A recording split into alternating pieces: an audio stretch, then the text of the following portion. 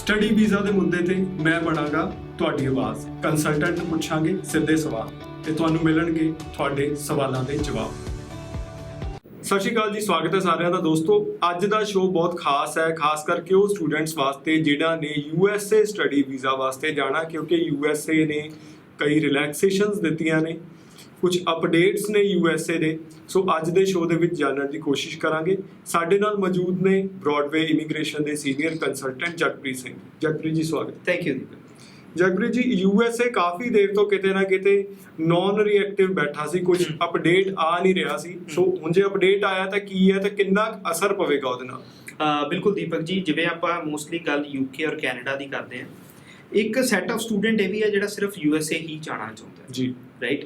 ਔਰ mostly student opt ਕਰਦੇ ਨੇ ਕਿਉਂਕਿ UK ਵਾਂਗ US 'ਚ ਵੀ ਵਿਦ ਆਇਲਸ ਔਰ ਵਿਦਆਊਟ ਆਇਲਸ ਹਰ ਇੱਕ ਤਰ੍ਹਾਂ ਦੀ ਆਪਸ਼ਨ ਅਵੇਲੇਬਲ ਹੈ। ਸਟੂਡੈਂਟ ਕਿਸੇ ਵੀ ਟ੍ਰੇਡ ਦਾ ਜਾ ਸਕਦਾ ਹੈ, ਬਹੁਤ ਸਾਰੀਆਂ ਕਾਲਜਿਸ ਯੂਨੀਵਰਸਿਟੀਜ਼ ਪੜ੍ਹਨ ਦੀ ਉਹਦੇ ਕੋਲ ਆਪਸ਼ਨ ਹੈ, being a very vast country.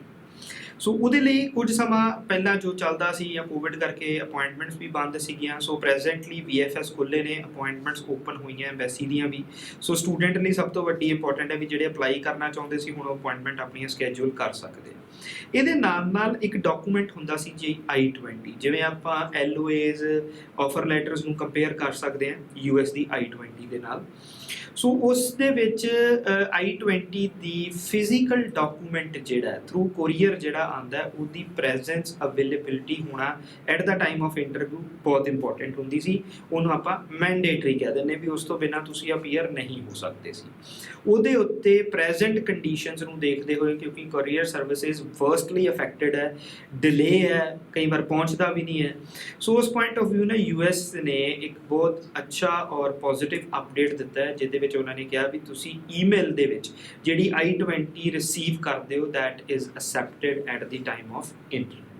ਸੋ ਉਹ ਕੋਰੀਅਰ ਆਉਣ ਨੂੰ ਜਿਹੜਾ 1 ਮਹੀਨੇ ਤੋਂ 1.5 ਮਹੀਨੇ ਦਾ ਟਾਈਮ ਲੱਗਦਾ ਸੀ, ਹੁਣ ਉਹ ਈਮੇਲ ਜਿਹੜੀ 15-20 ਦਿਨ ਦੇ ਵਿੱਚ ਮਿਲਦੀ ਹੈ, ਦੈਟ ਵਿਲ ਸਰਵ ਆਊਟ। ਯਾਨੀ ਕਿ ਹੁਣ ਸਟੂਡੈਂਟ ਆਪਣੇ ਅਪੁਆਇੰਟਮੈਂਟ ਤੱਕ ਫਾਸਟ ਪਹੁੰਚ ਸਕਦਾ ਹੈ। ਸੋ ਇਹ ਇੱਕ ਬਹੁਤ ਵੱਡਾ ਅਪਡੇਟ ਹੈ। ਇਹਦੇ ਨਾਲ ਨਾਲ US ਦੇ ਵਿੱਚ ਨਾ ਦੀਪਕ ਜੀ ਇੱਕ ਸੈਕਿੰਡ ਜਿਹੜਾ ਕੰਸਰਨ ਸਟੂਡੈਂਟ ਦਾ ਰਹਿੰਦਾ ਹੈ, ਕਿਉਂਕਿ ਜਿਹੜਾ US ਦਾ ਵੀਜ਼ਾ, ਕੋਈ ਵੀ ਵੀਜ਼ਾ ਕੈਟਾਗਰੀ ਤੁਸੀਂ ਫਾਈਲ ਕਰ ਲਓ, ਦੈਟ ਇਜ਼ ਇੰਟਰਵਿਊ ਬੇਸਡ। ਔਰ ਖਾਸ ਤੌਰ ਤੇ ਜਦੋਂ ਆਪਾਂ ਸਟੂਡੈਂਟ ਦੀ ਗੱਲ ਕਰੀਏ ਤਾਂ that part is most challenging for most of the students, ਕਿਉਂਕਿ ਇੰਟਰਵਿਊ ਜਿਹੜੀ ਹੈ ਉਹ ਸਿਰਫ ਔਰ ਸਿਰਫ ਇੰਗਲਿਸ਼ ਲੈਂਗੁਏਜ ਦੇ ਵਿੱਚ ਕੰਡਕਟ ਕੀਤੀ ਜਾਂਦੀ ਹੈ। ਬਹੁਤ ਸਾਰੇ ਸਟੂਡੈਂਟ ਪੁੱਛਦੇ ਕਈ ਵਾਰੀ ਵੀ ਇਹ ਅਦਰ ਲੈਂਗੁਏਜ 'ਚ ਕਿਉਂ ਅਵੇਲੇਬਲ ਨਹੀਂ ਹੈ। ਉਹਦਾ ਇੱਕ ਖਾਸ ਰੀਜ਼ਨ ਹੈ that we belong to a non English speaking country and we are moving ahead to US for a academic program and to in English language. So ਉਹਦੇ ਲਈ ਤੁਹਾਡੀ ਇੰਗਲਿਸ਼ ਪ੍ਰੋਫੀਸ਼ੀਐਂਸੀ ਦੀ ਅਸੈਸਮੈਂਟ ਔਰ ਕ੍ਰੈਡੀਬਿਲਿਟੀ ਹੋਣਾ ਬਹੁਤ ਲਾਜ਼ਮੀ ਹੈ। ਸੋ ਇੰਟਰਵਿਊ ਜਿਹੜੀ ਹੈ ਦੈਟ ਇਜ਼ ਮਸਟ। ਹੁਣ ਗੱਲ ਆਉਂਦੀ ਹੈ ਕਿ ਸਟੂਡੈਂਟ ਕਹਿੰਦੇ ਆ ਜੀ ਸਾਡੇ ਕੋਲੋਂ ਕੁਆਲੀਫਾਈ ਨਹੀਂ ਹੁੰਦੀ। ਉਹਨੂੰ ਕੁਆਲੀਫਾਈ ਕਰਨ ਦਾ ਬਹੁਤ ਇੱਕ ਆਸਾਨ ਤਰੀਕਾ ਹੈ। ਅਗਰ ਮੈਂ ਗੱਲ ਕਰਾਂ, ਅਗਰ ਇੰਗਲਿਸ਼ ਦੀਆਂ ਕਮਿਊਨੀਕੇਸ਼ਨ ਸਕਿੱਲਸ ਸਟੂਡੈਂਟ ਦੀਆਂ ਅੱਛੀਆਂ ਹੋਣ ਤਾਂ US ਵੀਜ਼ਾ ਲੈਣਾ ਸਭ ਤੋਂ ਈਜ਼ੀ ਹੈ। ਰੀਜ਼ਨ ਕਿ ਅਦਰ ਕੰਟਰੀਜ਼ ਦੀਆਂ ਜਿਹੜੀਆਂ ਐਮਬੈਸੀਜ਼ ਨੇ ਇਹ ਤੁਹਾਡੇ ਡਾਕੂਮੈਂਟਸ ਨੂੰ ਚੈੱਕ ਕਰਦੀਆਂ ਨੇ। ਜੋ ਵੀ ਤੁਹਾਡੇ ਡਾਕੂਮੈਂਟ ਨੇ, ਜਿਸ ਤਰੀਕੇ ਨਾਲ ਵੀ ਉਹ ਪ੍ਰੈਜ਼ੈਂਟ ਕੀਤੇ ਗਏ ਨੇ, ਉੱਦਾਂ ਦੀ ਇੱਕ ਇਮੇਜ ਬਣਦੀ ਹੈ, ਉਸ ਤਰੀਕੇ ਦੀ ਇੱਕ ਇੰਟੈਂਸ਼ਨ ਬਣਦੀ ਹੈ ਸਟੂਡੈਂਟ ਦੀ ਇਨ ਦੀ ਮਾਈਂਡ ਔਰ ਇੰਟੈਂਸ਼ਨਸ ਆਫ ਵੀਜ਼ਾ ਆਫਿਸਰ, ਤੇ ਤੁਹਾਨੂੰ ਰਿਜ਼ਲਟ ਦੇ ਦਿੱਤਾ ਜਾਂਦਾ ਹੈ। US ਦੇ ਵਿੱਚ ਇੱਕ ਬਹੁਤ ਪੋਜ਼ਿਟਿਵ ਨੋਟ ਸਟੂਡੈਂਟ ਦੇ ਲਈ ਅਵੇਲੇਬਲ ਹੁੰਦਾ ਹੈ ਕਿ ਉਹਦੀ ਆਪ ਦੀ ਪ੍ਰੈਜ਼ੈਂਸ। ਬਟ ਹੁਣ ਗੱਲ ਆਉਂਦੀ ਹੈ ਵੀ ਤੁਹਾਡੀ ਫਿਜ਼ੀਕਲ ਪ੍ਰੈਜ਼ੈਂਸ ਦੇ ਵਿੱਚ ਤੁਹਾਡੀ ਪ੍ਰੈਜ਼ੈਂਟੇਸ਼ਨ ਕਿੱਦਾਂ ਦੀ ਹੈ। ਫਸਟ ਆਫ ਆਲ ਮੈਂ ਸਟੂਡੈਂਟ ਨੂੰ ਇਹ ਸੁਜੈਸਟ ਕਰਦਾ ਵੀ ਜਦੋਂ ਤੁਸੀਂ ਇੰਟਰਵਿਊ ਦੇਣ ਜਾਂਦੇ ਹੋ ਤਾਂ ਯੂ ਮਸਟ ਲੁੱਕ ਲਾਈਕ ਆ ਸਟੂਡੈਂਟ। ਕਈ ਮੈਂ ਦੇਖਿਆ ਦੀਪਕ ਜੀ ਬੜੇ ਫੰਕੀ ਸਟਾਈਲ ਦੇ ਵਿੱਚ ਇੰਟਰਵਿਊਜ਼ ਦੇਣ ਜਾਂਦੇ ਨੇ, ਜਿੱਥੋਂ ਸਾਈਕੋਲੋਜੀਕਲ ਐਸਪੈਕਟ ਤੋਂ ਹੀ ਕਲੀਅਰ ਹੋ ਜਾਂਦਾ ਵੀ ਇਹ ਸਟੂਡੈਂਟ ਨਹੀਂ ਹੈ। So if you are going for a academic programme you should look like a student. ਤੁਹਾਡਾ ਪਰਸਨੈਲਿਟੀ ਦੀ ਗਰੂਮਿੰਗ, ਤੁਹਾਡਾ ਅਟਾਇਰ, ਤੁਹਾਡਾ ਪ੍ਰੈਜ਼ੈਂਟੇਸ਼ਨ, ਤੁਹਾਡੀਆਂ ਕਮਿਊਨੀਕੇਸ਼ਨਸ ਦੇ should be like a student. ਜਿਵੇਂ ਇੱਥੇ ਆਪਾਂ ਜੌਬ ਲੈਣ ਜਾਂਦੇ ਆ ਨਾ ਕਿਸੇ ਫਰਮ ਦੇ ਵਿੱਚ, ਕਿਸੇ company, similar level the confidence and attire ਹੋਣਾ ਚਾਹੀਦਾ at the time of interview. ਹੁਣ ਗੱਲ ਆਉਂਦੀ ਹੈ ਜੀ ਸਵਾਲ ਕੀ ਹੈ। ਸਵਾਲ ਕੁਝ ਨਹੀਂ ਹੁੰਦੇ, ਕੋਈ ਵੀ ਇੱਦਾਂ ਦਾ ਟੌਪਿਕ ਨਹੀਂ ਪੁੱਛਿਆ ਜਾਂਦਾ ਜਿਹਦਾ ਆਨਸਰ ਸਟੂਡੈਂਟ ਕੋਲ ਨਹੀਂ ਹੁੰਦਾ, ਸਿਰਫ ਉਹਨੂੰ ਉਹ ਡਿਲੀਵਰ ਨਹੀਂ ਕਰ ਪਾਉਂਦਾ।